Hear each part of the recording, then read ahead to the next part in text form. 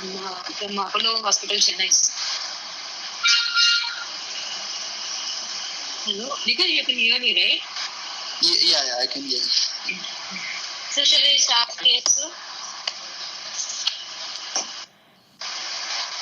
Hello, sir. Hi, Nikhil. Nice to meet you. Let us start now. Yes.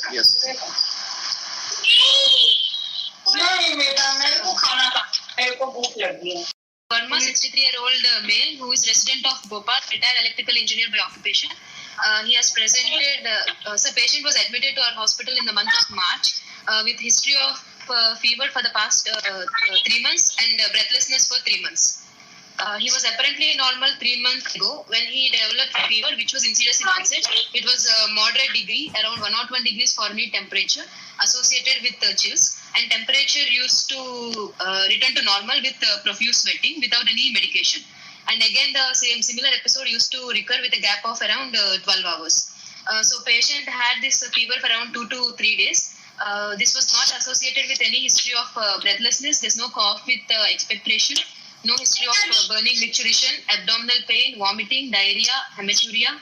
There's no history of joint pain or any petechiae or bruising. He was admitted in a local hospital at Bhopal for the same complaints. He was managed as urinary tract infection for 5 to 6 days with IV antibiotics, and he was discharged home. He claims to be better for 1 week post-discharge, following which he developed similar pattern of fever again. During this episode, he also gives history of breathlessness, which was insidious in onset. It was present on his routine activity. That is, patient usually goes for a walk of around 2.5 kilometers. So even when walking to 2 kilometers, he used to start to get breathless, which was NIHA class 2 breathlessness, and used to subside with rest.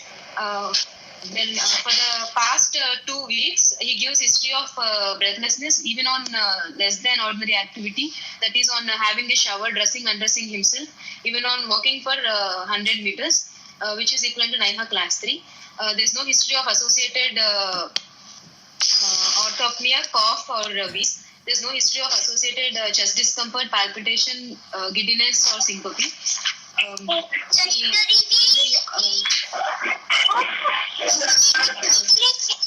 For the past 3 days prior to admission, he also gives history of paroxysmal nocturnal dyspnea.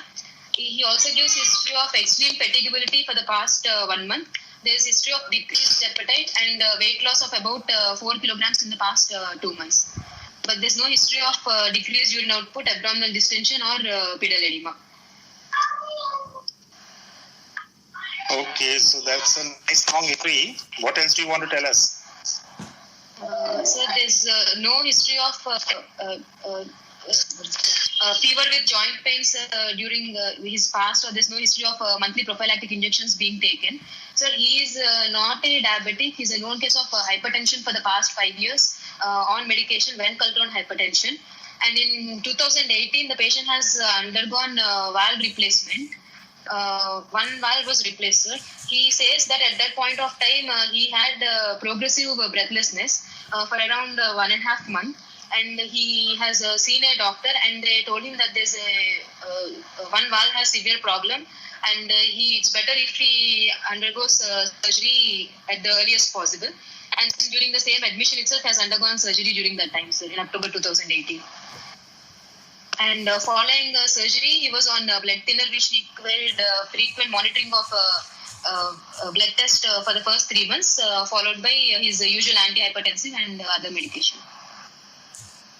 And now, sir, post-admission, he has been, I have examined the patient 3 days post-admission, sir. So post-admission, he has been managed with some supportive medication and was started on treatment. So when I examined, his fever has subsided and he was symptomatically better. Okay. So in this kind of a story, the past history is actually as important as the present history, isn't it? Yes, sir. So you have two options. One is to present 3-month history of fever and dyspnea, which is progressive. Mm-hmm. The doctor has to say right up that he is a known case of valve replacement on oral anticoagulants. The surgery was done 5 years ago for symptomatic. Okay. For cardiac symptoms, dyspnea. He was well for the next 5 years, and now he's unwell for the last 3 months. Okay. That's one way to present this, because what has happened in the past is very important in the understanding of this case. Okay. If you want to just present the present complaints first, then don't go into too many details of the present complaints. Quickly put the examiner and the audience into the picture that you are talking about a prosthetic valve patient. Okay. You understand? Yes, sir. Till you told us that there was a history of surgery 5 years ago, everybody is thinking of what is this disease. But once you have told us that there is a prosthetic valvular heart disease known to the patient, then their mind is going in the direction of whatever is the problem now. Okay. Okay, so do you have any more history? No, sir. Only that, no, sir. So just in 3 sentences, tell us the entire history again. Okay. Take 3 sentences. Yes, sir. 63-year-old male, known case of hypertension, known case of valvular heart disease, post-valve replacement in October 2018. Now presented with a moderate grade fever for the past 3 months and progressive breathlessness for the past 2 months, which has progressed from NIHA class 2 to class 3, associated with PND for the past 4 days.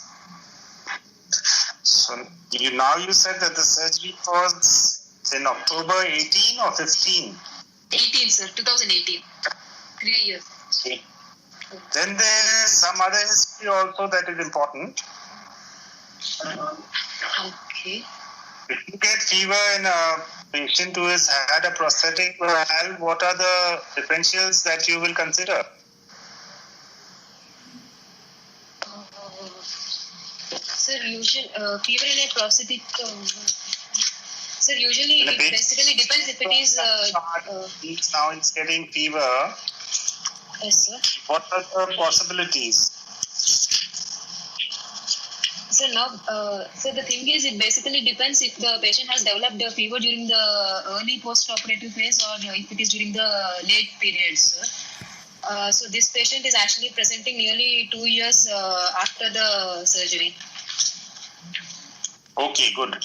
So you are thinking of endocarditis basically, and you are saying that endocarditis can be early or late.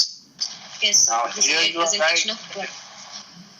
You're right that if it is coming after 18 months or 20 months, then it is not early presentation. Early presentation is in how much time? Sir, according to this thing, it's basically early is less than 1 year, sir. Late endocarditis, prosthetic valve is more than 1 year of duration, sir. Okay, some people may say 6 months and some people may say 1 year. You can check what the book said. Yeah. But if you have a period which is about 1.5 years, as has happened in this case, from October he has had surgery and somewhere 3 months ago he started running fever. Yes, sir. The total duration is about 17 months, isn't it? Yes, sir. Here you should ask how he did in the post-op. If he gives a history that he had to stay for 2 weeks extra, that they were giving him antibiotics, that he was given 6 weeks of oral antibiotics after his discharge, then the story changes that you have treated an endocarditis and it has responded, but somehow after probably is a recurrence of infection or something after this. it can do that, Yes. that you treat it and you think you've got rid of it, but it comes back again. So if you have a history which is 17 months, you should describe the post-op period in more detail. Okay. If it was absolutely smooth, he went home on the 7th day and he has not given any antibiotics and all, that's a patient who has managed to get late endocarditis after 1.5 years. Okay, sir. But if he's been given weeks and months of antibiotics, then it may be a slightly different problem. Okay, sir. Which are the organisms that come in early endocarditis? Sir, usually early post-op endocarditis is mostly Staphylococcus aureus and fungal infections, sir. If it is late prosthetic valve endocarditis, usually it's the native organ, the common community acquired organisms. You said Staphylococcus and which one? Fungal infections, sir. Compared to the most common organism, which is Streptococcus viridans in native valve endocarditis. In early post-op period, it's staph and fungal infections. So you must answer staph. Okay. I think you may be right when you say fungal, but even gram-negative is a problem in the immediate post-op. Okay, sir. And later on, when they come, the organisms tend to be similar to what you get in native valves. endocarditis. Yes. Okay, go on to the physical examination now. Okay, sir. On general physical examination, patient is conscious, oriented to time, place, and person. He is comfortable in supine position, sir. His BMI is 24.5 kg per meter square. He is afebrile to touch. There is pallor. There is no icterus, cyanosis, clubbing, lymphadenopathy, or tibial edema. His pulse rate is 104 per minute, regular in rhythm, high volume pulse. All peripheral pulses are felt. There is no radial or radiofemoral delay. Blood pressure is around 104 by 60 mm right upper limb, 100 by 60 mm Hg left upper limb, and the lower limb it is 120 mm Hg systolic blood pressure. There is no petechiae or splinter hemorrhages or no peripheral signs of infective endocarditis. JVP is normal respiratory variation. Skull, thyroid, skull and spine are normal.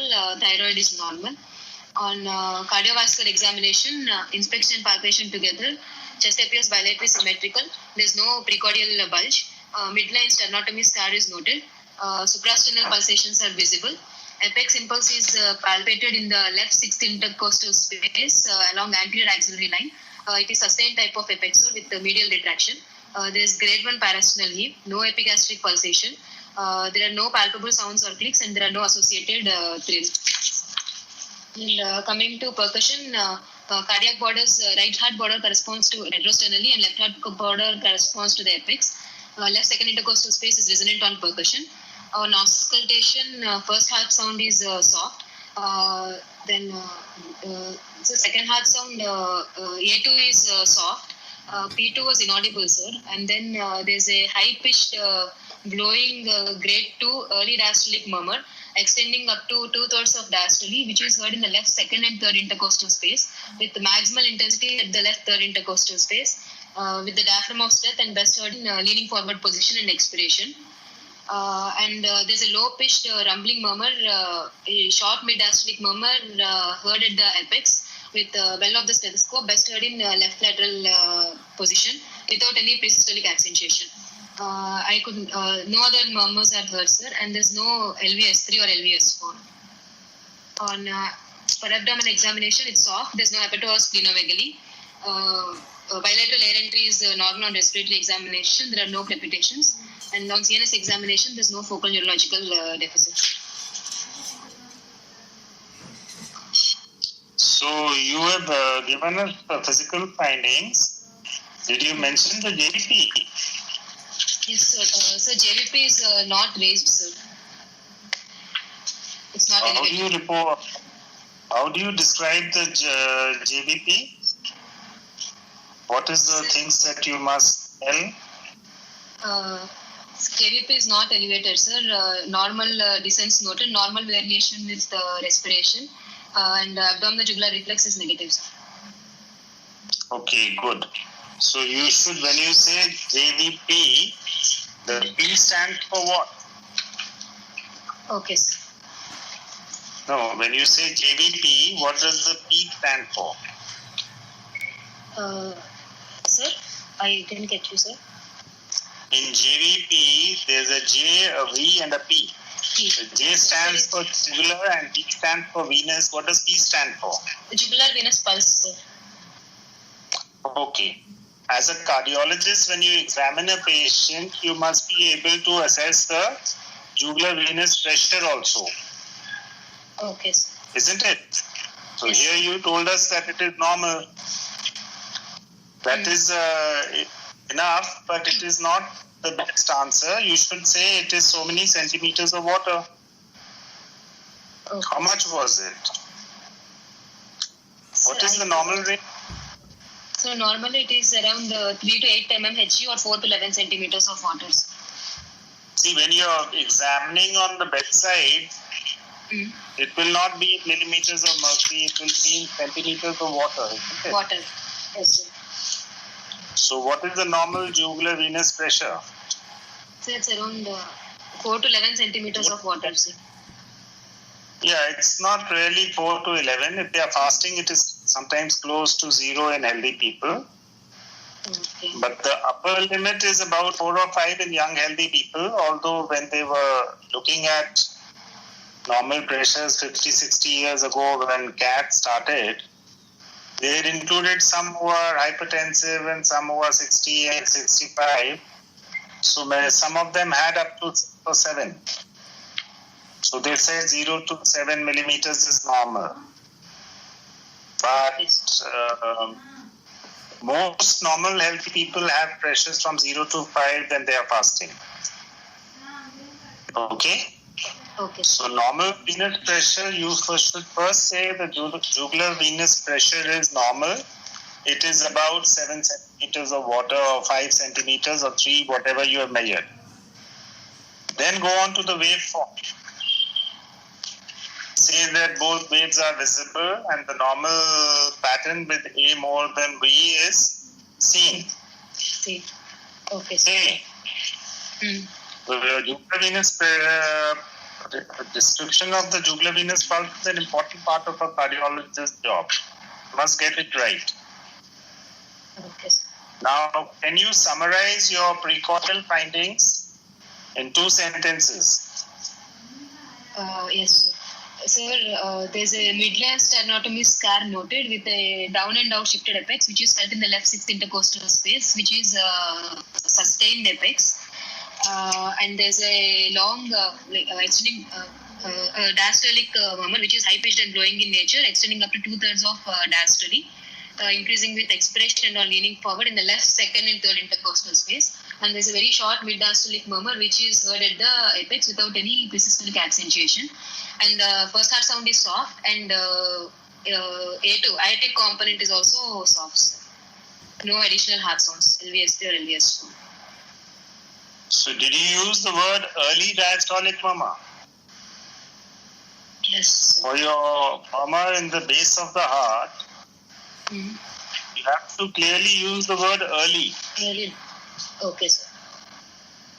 Don't say diastolic murmur, say early diastolic murmur. No, This early diastolic murmur, where is this early diastolic murmur coming from? sir, it's heard in the left second and third intercostal space, sir. You examine the case, what is the cause of this murmur? So it's coming from the aortic valves, aortic So regurgitation. it is a murmur of aortic regurgitation. Very good. Regurgitation. When does the murmur of aortic regurgitation start? So usually the murmur of aortic regurgitation starts with A2, sir. So, but usually it says initially, normally phonocardiography, if it's recorded, there's a small gap between A2 and the onset of the murmur, because between the aorta and LV after isovolumic relaxation, there's some pressure gradient. So it is usually crescendo type if seen on phonocardiogram, but we won't be able to appreciate that. So when we auscultate, it usually tends to begin with A2. Good. Your answer, you shouldn't say it starts after the second heart sound. As a cardio, you should say it starts after A2. Right. Okay, sir. So, if you have a very prominent diastolic murmur from aortic regurgitation, then hearing a separate murmur at the apex, which is mid diastolic and rumbling and all, these things are difficult to be sure of. Some components of the murmur may come to the apex, isn't it? Yes, sir. So whenever you add a separate murmur You should be very sure that it is an important part of the examination and the disease process. Don't keep on mentioning everything that you think may be present. Okay, sir. So, very often people do have 4 murmurs. But your rule should be I present 1 murmur. When I have to, I sometimes present 2 and very rarely I present 3. Do not start making a presentation with 5 or 6 murmurs. Okay, sir. Okay. Yes, sir. Always make it a rule that I have only 1 murmur. Now, obviously, there are so many patients who have more than 1 murmur. So many times you will present a second murmur. Occasionally, you will present a third murmur. But every additional murmur that you are adding on, compulsion to do so should be very, very strong, that I cannot omit it. Okay, sir. Otherwise, every student presents 5 or 6 murmurs in every case. So what is your diagnosis now? Sir, this is a post-op case of aortic valve replacement for aortic regurgitation. Now presented with infective endocarditis of subacute infective endocarditis of prosthetic aortic valve with mild to moderate pulmonary venous hypertension, no pulmonary arterial hypertension in sinus rhythm in NIHA class 2 on treatment. Sir. Okay, see, when you auscultate a prosthetic valve, Yes, sir. in a patient who is receiving anticoagulants, you expect it to be a metallic prosthesis. Sir, he was on anticoagulation only for the first 3 months, sir. After that, he was not on anticoagulation, sir. It was a bioprosthetic valve. Then you should say that he has got a bioprosthetic valve. Okay, sir. Your presentation, if you have not got the metallic clicks of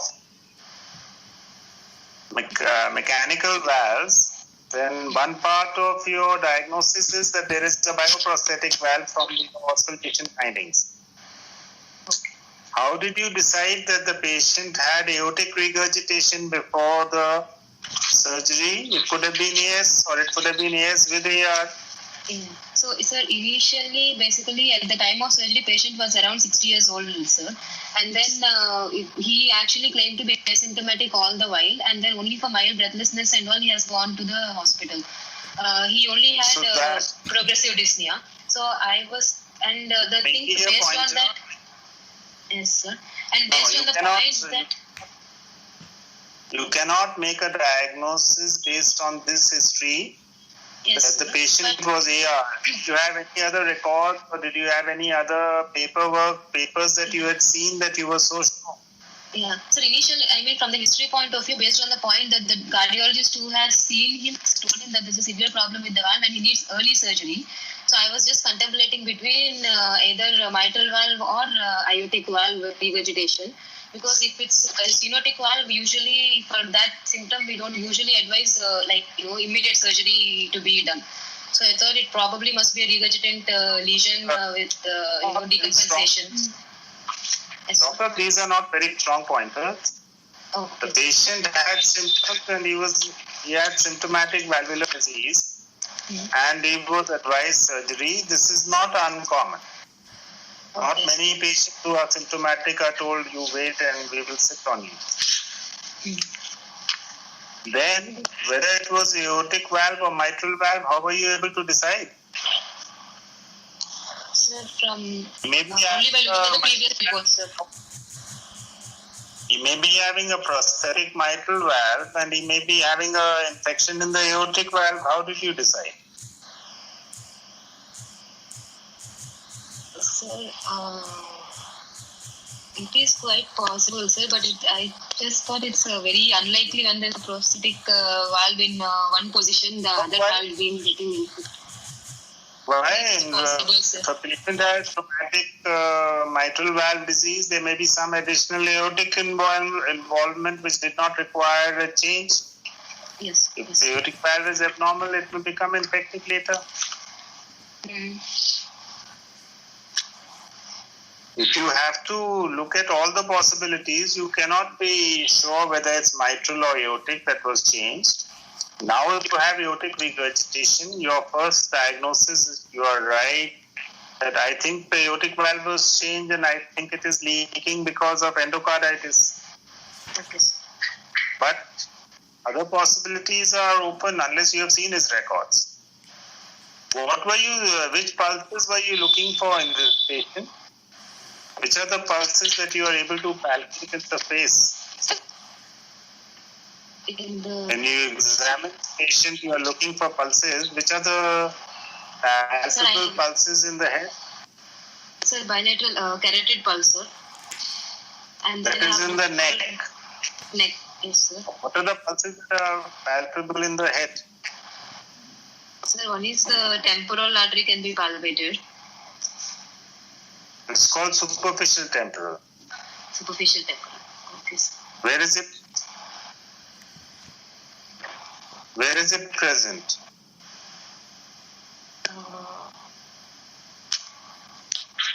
So it's on Where is the superficial artery? Okay, can you name any other artery in the head and which is palpable? Is looking for pulses in this patient important? Yes, sir. But you don't even know which are. Do you know the pulses that you find in the leg? Can you name them? Yes, sir. Dorsalis pedis, sir. Posterior tibial artery and then popliteal artery and femoral artery pulsation, sir. In the lower limb. So, which does pulses in the foot apart from dorsalis and posterior tibial?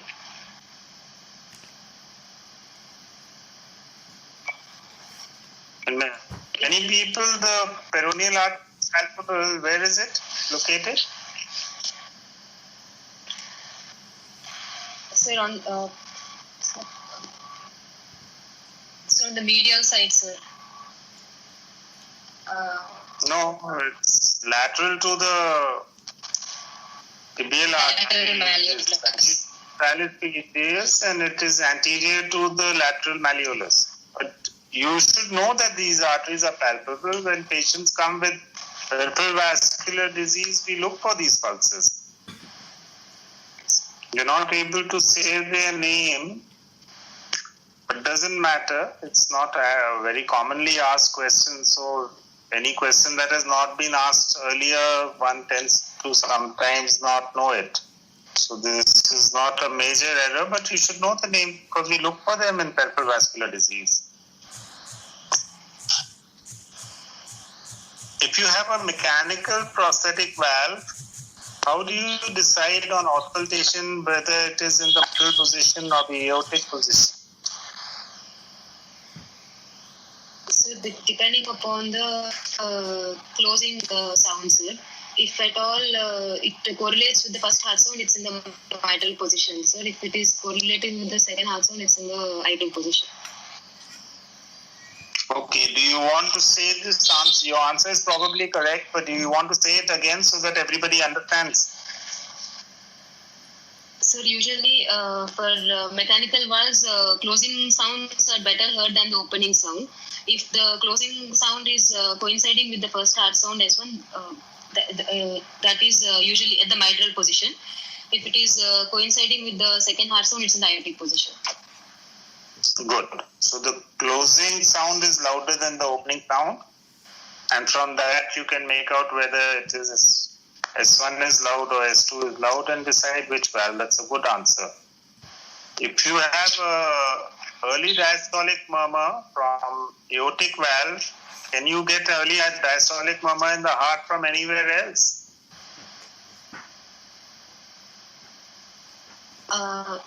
Early diastolic murmur.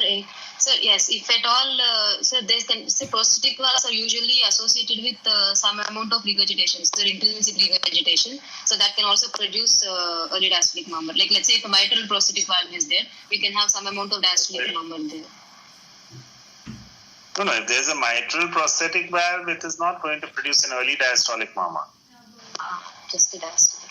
Aortic regurgitation causes early diastolic murmur. It can be a native valve or a prosthetic valve. Which other condition will cause an early diastolic murmur?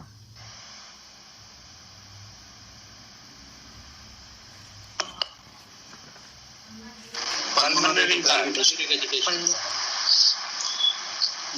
LAD stenosis. So you should be able to say pulmonary regurgitation. In which patients do you commonly see pulmonary regurgitation? Post-op repair. Radha, you have to answer. Sir, with PR, sir. Patients who have got severe PA, either due to Eisenmenger or due to primary pulmonary hypertension, they often have a PR murmur. yes. It is early diastolic. When else do you get a PR murmur? Sir, if at all there's any IV drug abusers or carcinoid syndrome, when usually right-sided heart lesions are present, so tricuspid regurgitation and pulmonary regurgitation can be associated. Okay, these are not very good answers. You may see something like that. Infective endocarditis, sir, and then IDP, idiopathic dial. One second. When you see pulmonary regurgitation, common causes are the one that somebody was trying to say earlier in post-op patients of tetralogy of Fallot. Yes, sir. If you examine patients who had a tetralogy of Fallot surgery, they invariably have a PR murmur. Yes, sir. Can you hear me? Yes, sir. There is a congenital heart disease in which PR murmur is present from birth till death. What is the name of that disease? Off with absent pulmonary valves.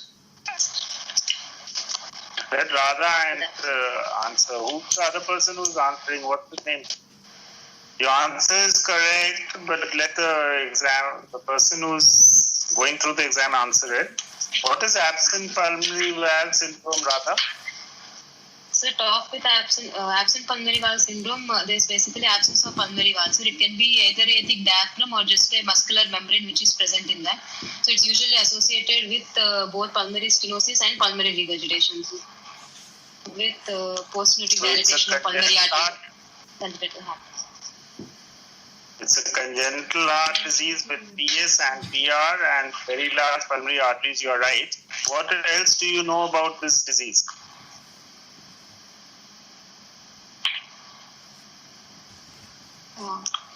What is the embryologic process of this disease? Anybody in the group who knows the answer?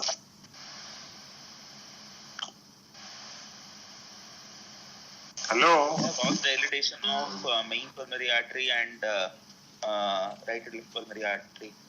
Okay, I don't know what the answer is, but somebody who's closer to the mic should tell me what is the answer that you are getting from the others.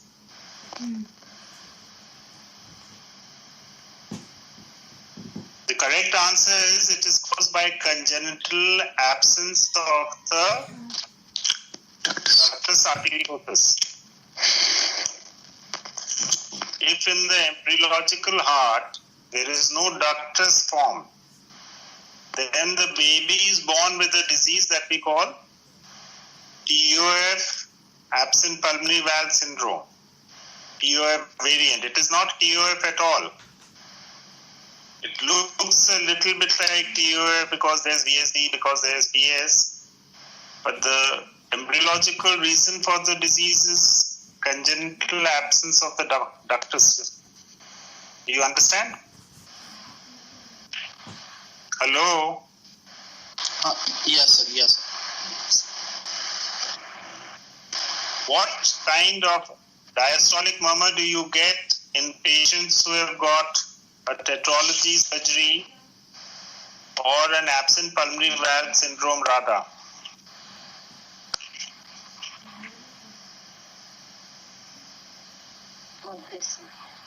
Radha, are you there? Hello? Yes, sir. She's there, sir. Sir, your voice is breaking in between, sir. I don't know what the problem is. I'm speaking as loudly as I was earlier. Yes, sir. Yes. So what is the kind of murmur that you get Yeah. in patients with So your voice is nephrology breaking post-op? actually in between. Sir, the network is the issue, sir. Not.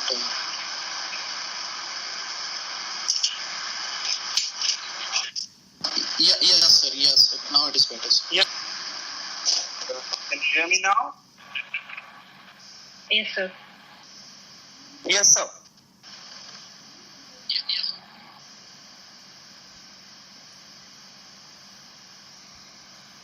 Hello, can you hear me now? Hello? Yes, sir. Yes, sir. Yes, can you hear us? Okay. Yes, sir. So what is the murmur that you get in patients who have had a tetralogy surgery or who have got absent pulmonary valve syndrome?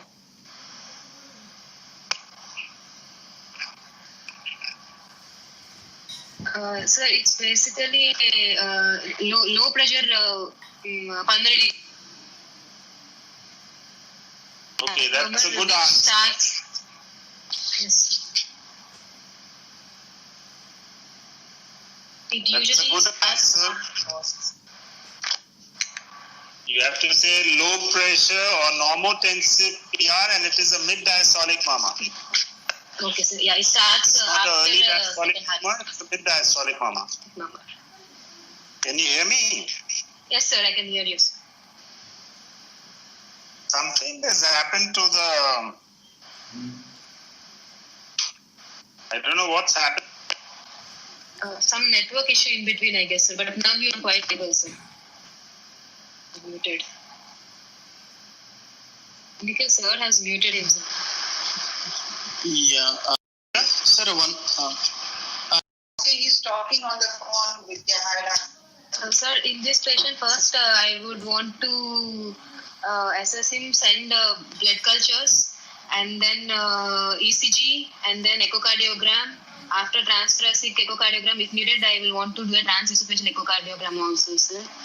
And then basically look for the amount of regurgitation, look for the presence of vegetation, the size of the vegetation, and if maybe an abdominal screening, and look for any peripheral embolic manifestations, and then manage accordingly, sir.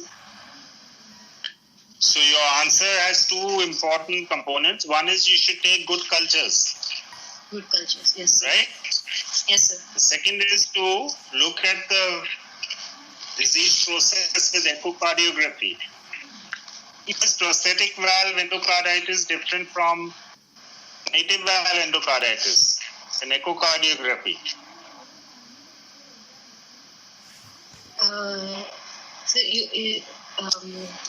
So in prosthetic endocarditis, usually the vegetation, so it can basically present in the form of either a leaflet perforation or fistula, or it can be formation of abscess, and or it can be near the suture line as a dehiscence of the prosthetic valve annulus, sir. So we need to usually look for that thing. Yes, so if it is a mechanical prosthesis, the regurgitation will be due to dehiscence of the thing. Yes. Although occasionally there can be some material which is preventing the valve disc from closing, more often it is a paravalvular leak. Yes. Vegetations are not the main pathology. The main pathology is The annular abscess. Yes. No, the abscesses at the suture line. So they are called ring abscesses. Yes. So when you do a transesophageal for a prosthetic valve endocarditis, you are looking for abscesses along the suture line. Yeah. Yes. Okay? Yes, sir.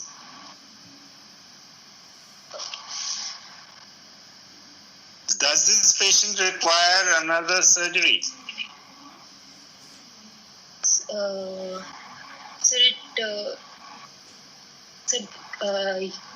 It depends on his response to antibiotic treatment, and then depends upon the severity of leak and the size of the vegetation on the echocardiogram, sir. So if the size of the vegetation No, is this is not saying. See, the criteria for this is not going to be the same as they are for the native valves. And in native valves also the biggest indication for surgery is what? So hemodynamic decompensation is an indication for urgent surgery. Your patient getting orthopnea and class 3 and all that, Yes. you'll almost definitely have to think of resurgery. Neurosurgery. How much antibiotics to give before you take the patient for surgery? That can change from one doctor to the other. But if the patient is going into CHF, you should not wait. Okay, sir. No patient of endocarditis going into CHF should be asked to wait. They often die. Around Can you hear 20% me? mortality. Yes, sir. I can hear you.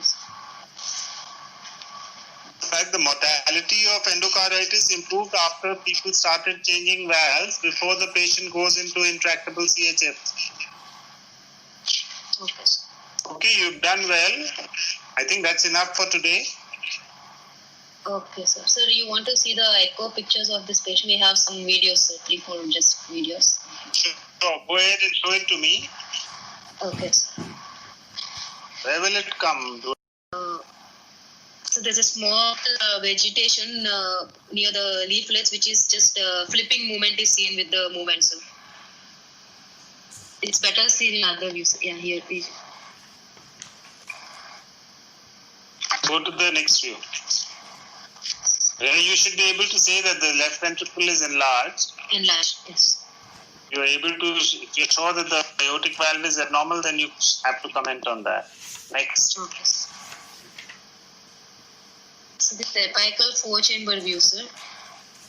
Yeah, there is moderate to severe aortic regurgitation, and there's some.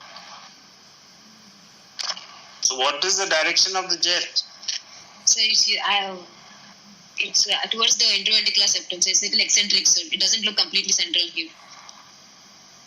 It's So it's hugging the anterior IVS. ventricle. Yes. If you get a mid-diastolic murmur from the mitral valve because of AR, what is the direction of the jet?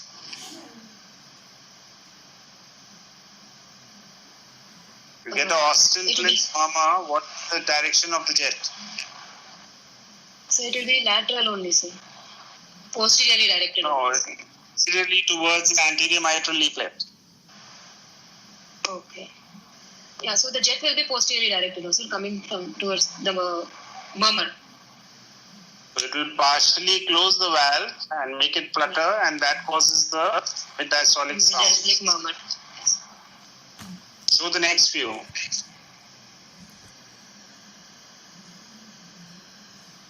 Little next view.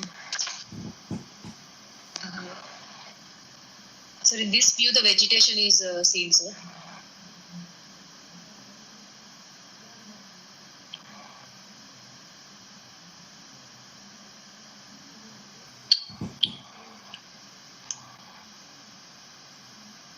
Well, something abnormal is seen for sure. I'm not able to get The structures size as well of- as you are. This thing. So size of the vegetation was around 1.6 into 0.6 centimeters. Okay. 16 into 6.6. And aortic regurgitation PHT was around 105 milliseconds. Suggesting what? Suggesting severe aortic regurgitation. Okay.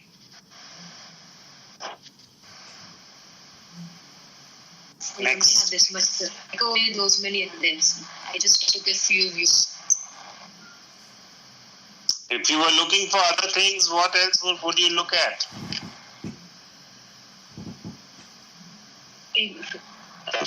Other valves, sir. You would look at the other valves to make sure that where can the vegetations go from aortic regurgitation?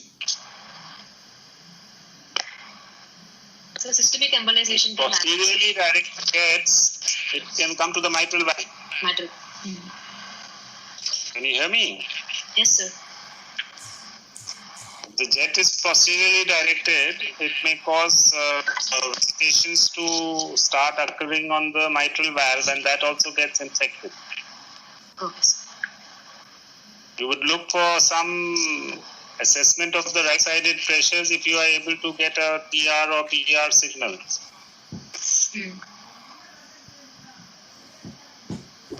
What else would you look at? You could look at the flow reversal in the aorta for the severity of AR.